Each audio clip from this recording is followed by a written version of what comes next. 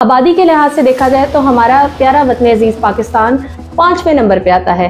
हैरान कुन बात है कि तरक्की के लिहाज से शायद हम नंबरिंग तलाश करें तो हमें मिले ना कि कौन से नंबर पे हम स्टैंड करते हैं, लेकिन आबादी के लिहाज से 5वें नंबर पे हम स्टैंड करते हैं। अब इसमें सोचने वाली बात यह है कि इतनी आबादी जो बढ़ रही है, हमारे पास मैन पावर ज़्यादा हो रही है, लेकिन हम तरक्की नहीं कर पा रहे हैं। इसकी क्या वजह है? इसकी वजह है अनप्लान्ड प्रेगनेंसीज, यानी कि ऐसे बच्चे जो कि बगैर किसी प्लानिंग के इस दुनिया में आ रहे हैं। तो ये एक बिल्कुल टाइम है, इट्स अ हाई टाइम कि हम आज पॉपुलेशन कंट्रोल मेथड यानी कि मनसूबाबंदी के तरीक़ों के ऊपर बात करें, ताकि आने वाला हर बच्चा, हर नई जान जो इस दुनिया में आ रही है वो एक प्लान्ड प्रेगनेंसी हो, और वो ना सिर्फ आबादी में इजाफे का एक बायस बने बल्कि एक हमारे लिए यूज़फुल शहरी साबित हो। इसके लिए ये बहुत ज़रूरी है कि उस बच्चे के आने से पहले ही उसकी प्लानिंग की जाए। तो आज की इस वीडियो का जो हमारा मेन टॉपिक है और जो मकसद है वो है पॉपुलेशन कंट्रोल मेथड्स, यानी कि ख़ानदानी मनसूबाबंदी के तरीके। और ना सिर्फ ये बच्चे के लिए बहुत ज़रूरी है बल्कि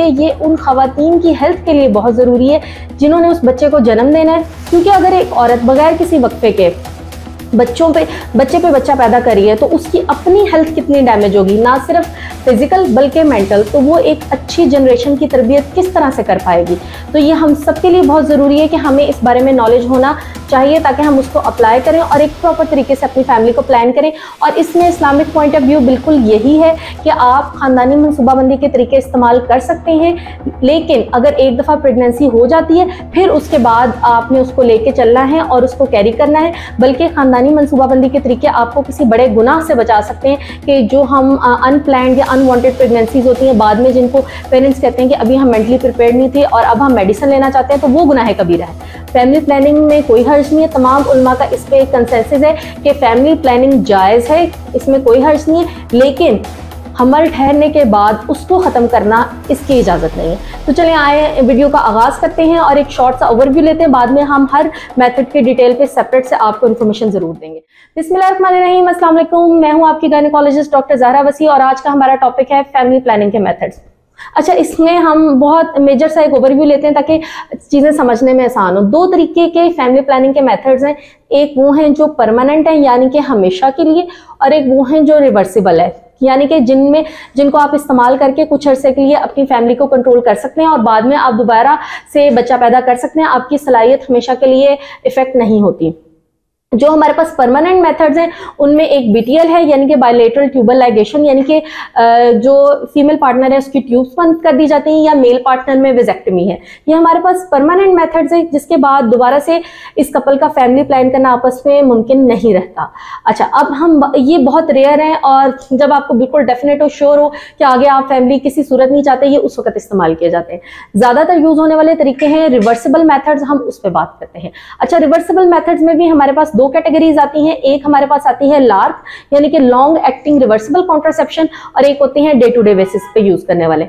अच्छा, इनमें आपने ये देखना है कि खवातीन से जब हम डिस्कस करते हैं जो ओपीडी में आती हैं उनको इसके बारे में कोई इन्फॉर्मेशन नहीं होती है। हम उनसे सवाल करते हैं आप कितना वक्फा करना चाहती हैं, और उनको खुद भी नहीं पता होता, उन्होंने कभी इस बारे में सोचा नहीं होता। तो जब भी आप अपने डॉक्टर के पास जाएं आप इसको सोचें कि आप अपनी फैमिली में कितना वक्फा करना चाहते हैं।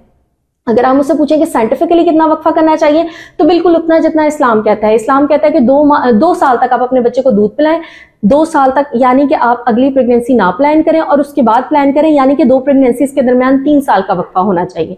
अब अगर तो आप पसंद करते हैं कि आपने डे टू डे मेथड जो डेली बेसिस पे यूज़ करना है, तो उसमें जो मेल पार्टनर है उनके लिए बैरियर मेथड्स हैं, आप उनका इस्तेमाल कर सकते हैं, लेकिन उनका फेलियर रेट बहुत ज़्यादा है क्योंकि वो मेल डिपेंडेंट मेथड्स हैं। लेकिन अगर आप उसके साथ कन्वीनियंट है तो आप बिल्कुल यूज़ कर सकते हैं। और दूसरा जो हमारे पास डे टू डे बेसिस पे यूज़ करने वाले मेथड्स हैं उनमें फीमेल के लिए हमारे पास पिल्स हैं जिन्हें हम कहते हैं oral pills, oral contraceptive pills, जिनमें ये आपकी वो फेमिला 28 सब सितारे वाली गोलियां और जो प्रोजेस्टेरॉन ओनली पिल्स आ जाती हैं। इसमें हमने एक चीज़ का देखना होता है कि क्या माँ दूध पिला रही है कि नहीं पिला रही है, उसके अकॉर्डिंग हमने पेशेंट को पिल्स जो है प्रिस्क्राइब करनी है।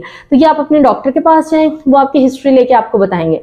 ये थे हमारे डे टू डे बेसिस पे यूज करने वाले मेथड्स। अगर आप जाते हैं लॉन्ग टर्म मेथड्स की तरफ, तो उसमें आपके पास कुछ ऑप्शंस हैं, जिनमें एक ऑप्शन तो आपके पास है इंजेक्शंस की, जिन्हें हम डंपा कहते हैं, डिपोमेड्रॉक्सीप्रोजेस्टेरॉन एसीटेट। डंपा के इंजेक्शंस जो गोश्त में इंजेक्शन लगते हैं वक्फे के टीके, लेकिन वो 2 से 3 से ज्यादा नहीं लगवाने चाहिए। उनसे आपकी हड्डियों का मसला शुरू हो जाता है, बोन मिनरल डेंसिटी आपकी कम होने लग जाती है। वो बिल्कुल कुछ स्पेसिफिक कंडीशंस हैं, उनमें वो ठीक रहते हैं, आमतौर पर वो अब नहीं प्रिस्क्राइब किए जाते और वो एक वर्ल्ड वाइड अच्छा मेथड नहीं समझा जाता। इस चीज को लाजमी देखिए, क्योंकि हमारे पाकिस्तान में ये बहुत वाइडली मिस यूज हो रहे हैं, लेकिन इनके लॉन्ग टर्म इस्तेमाल से आपको हड्डियों का मसला हो सकता है। फिर उसके बाद लॉन्ग टर्म मेथड्स में हमारे पास आते हैं जो बाजू में रखने वाले रॉड्स होते हैं, जिन्हें हम कहते हैं इम्प्लेनॉन। ये बिल्कुल सेफ और अच्छा तरीका है। थोड़ा सा एक आपको कोई बेहोशी नहीं देनी, लोकल एनेस्थीसिया का एक इंजेक्शन लगा के फौरन आपके प्लास्टिक के रॉड्स होते हैं जो प्लेस कर दिए जाते हैं, और इनका इफेक्ट रहता है 5 ईयर्स तक। बीच में आप कहीं भी फर्टिलिटी अपनी डिजायर करें, आप फैमिली प्लान करना चाहें, तो आप इनको इजीली निकलवा भी सकते हैं। फिर नेक्स्ट हमारे पास आता है जो हमने इंट्रायूट्राइन डिवाइसेस जिनको हम कहते हैं, जिनमें हमारे पास आती है कॉपर टी, जो कि आपके यूट्रस के अंदर प्लेस की जाती है। ये एक बहुत अच्छा इकोनॉमिकल और लॉन्ग टर्म मेथड है। इसका इफेक्ट 10 ईयर्स तक रहता है, लेकिन बीच में आप जब भी इसको निकलवाना चाहें वहीं पे आपकी फर्टिलिटी वापस आ जाती है। जरूरी नहीं 10 साल तक आपने इसको इस्तेमाल में रखना है। इसके अलावा इसकी एक और वेराइटी आती है जिसको हम मल्टी लोड कहते हैं, वो भी बहुत अच्छी है, उसका इफेक्ट 5 साल के लिए रहता है। एक और डिवाइस आती है आपके अंदर रखने के लिए, जिसे हम कहते हैं मायरीना, लेकिन वो काफी एक्सपेंसिव है और आमतौर पे वो जिन पेशेंट्स को बहुत ज्यादा ब्लीडिंग का मसला होता है मंथली साइकिल्स के दौरान, उनके लिए इस्तेमाल की जाती है, और कॉन्ट्रासेप्शन के लिए उसका इस्तेमाल कम होता है। ये तमाम कुछ मेथड्स हैं जिनका मैंने आपको ओवरव्यू दिया है। इस सारी चीज़ों को एक्सप्लेन करने का मकसद ये है कि आप काइंडली इस बारे में सोचें कि आपने अपनी फैमिली किस तरह से प्लान करनी है। ये ना सिर्फ आपका फ़र्ज़ बनता है, बल्कि आपका हक भी बनता है, ताकि आप अपनी और अपनी फैमिली की सेहत पे फोकस कर सकें। और इसका सबसे आइडियल जो टाइम है वो है प्रेगनेंसी का लास्ट ट्राइमेस्टर। जब भी आप अपनी डॉक्टर के पास प्रेगनेंसी के लास्ट ट्राइमेस्टर में, यानी कि 8वें माह से आगे जाएं, आप अपने डॉक्टर से वक्फे के तरीकों को डिस्कस करें और अपना माइंड बनाएं, अपने फैमिली मेंबर से, अपने पार्टनर से डिस्कस करें। और जैसे ही आपके बेबी की बर्थ होती है, डिलीवरी के प्रोसेस के साथ ही आप इन तरीकों का इस्तेमाल शुरू करें, ताकि आप आगे एक अच्छे तरीके से अपनी फैमिली प्लान कर सकें। और ना सिर्फ ये कि हम आबादी में इजाफा करें, बल्कि एक प्रोडक्टिव आबादी में इजाफा करें, जो हमारे लिए, हमारी जनरेशंस के लिए और हमारे मुल्क के लिए बहुत ज़रूरी है।